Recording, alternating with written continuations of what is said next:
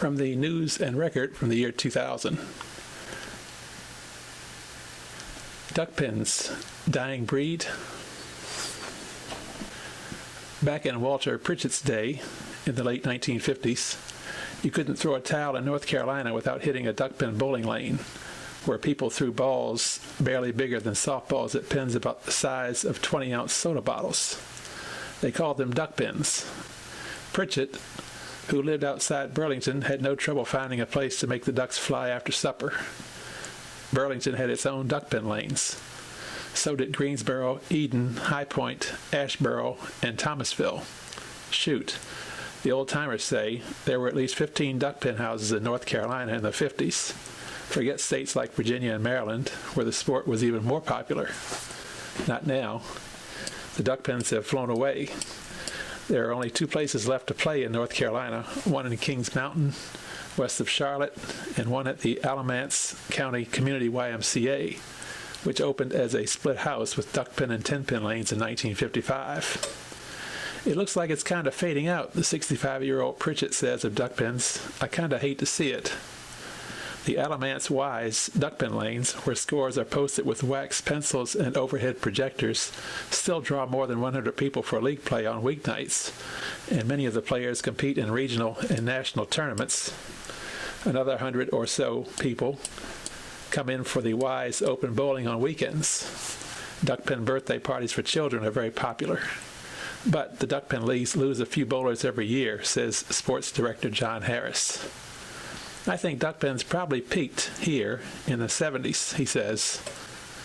From 1927 to about 1965, the popularity of duckpins on the East Coast was incredible, much bigger than 10-pins, says Chuck Lavin, executive director of the National Duckpin Bowling Congress in Linthicum, Maryland.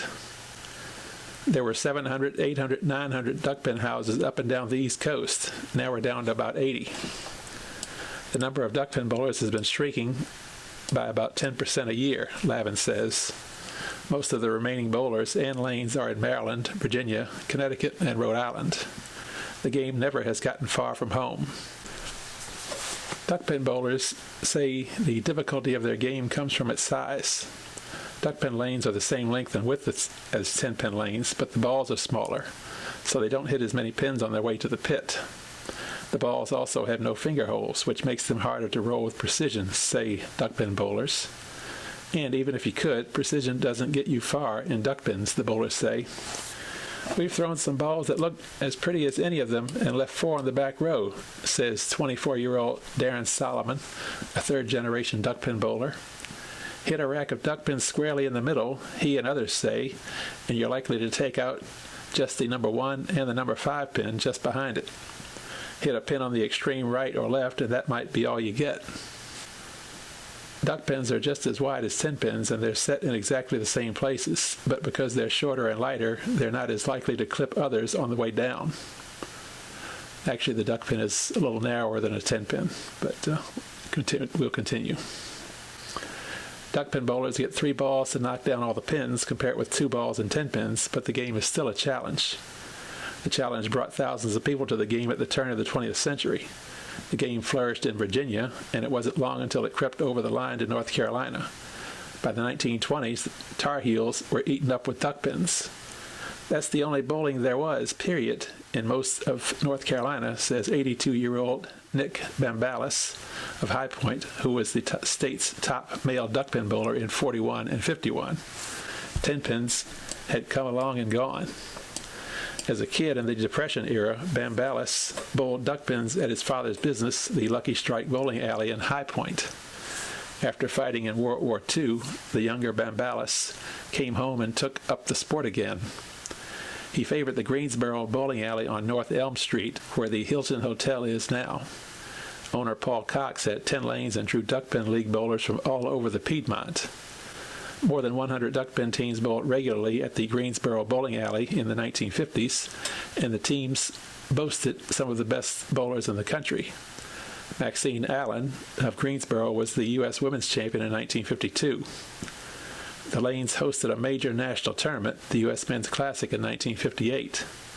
That year, the Alamance County YMCA tied its bowling fate to duckpins by purchasing pin setting equipment for duckpins only. The leagues thrived at the Y, but signs of change were around even then. Over in Greensboro, Cox converted some of his lanes to 10 pins. In Greensboro and elsewhere, companies were building large bowling houses, and the more profitable 10 pins were dominant in the new centers. John Dilling, who owns the duckpin house in the basement of his heating and air conditioning business in Kings Mountain, says that starting in the early 1960s, 10-pin bowling benefited from better marketing. 10-pin sponsors poured money into their sport, he says, especially into televised tournaments that showed pros making big money for knocking down the big pins. That made a big impression on some duckpin bowlers and would-be duckpin bowlers, Dilling says. Some men in particular were drawn to the idea of making higher scores by throwing a heavier ball at bigger pins. Even now, says Darren Solomon, he gets jibes from guys who call duckpins sissy pins. Duckpins had always been a favorite of women. The lighter balls were easier to throw, but even women started leaving the game in the 60s. 10 pins had little to do with the defection. More women were going to work outside the home, which hobbled both duckpins and 10 pins.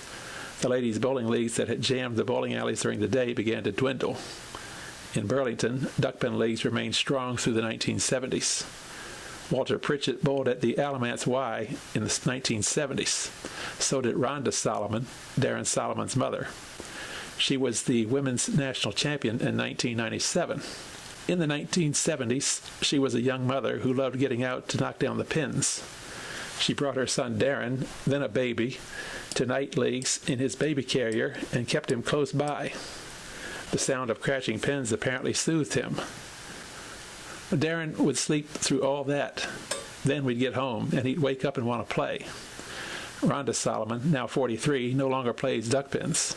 She stopped last year after learning she had Lou Gehrig's disease. She still shows up on league nights to keep score, watch Darren's progress, and stay close to the friends she has made over the years. These people in here are like family, she said on a recent Thursday night. She and other bowlers worry about the future of the lanes, which are housed in a room where 45 years of heartily thrown balls have bitten hunks from the concrete block supports. Some Y board members have talked about closing the duckpin room and using the space to expand the men's health center, which is next door. So far, nothing has come of that. The Y's executive director, Walter Britt, says that Burlington duckpin fans have nothing to worry about.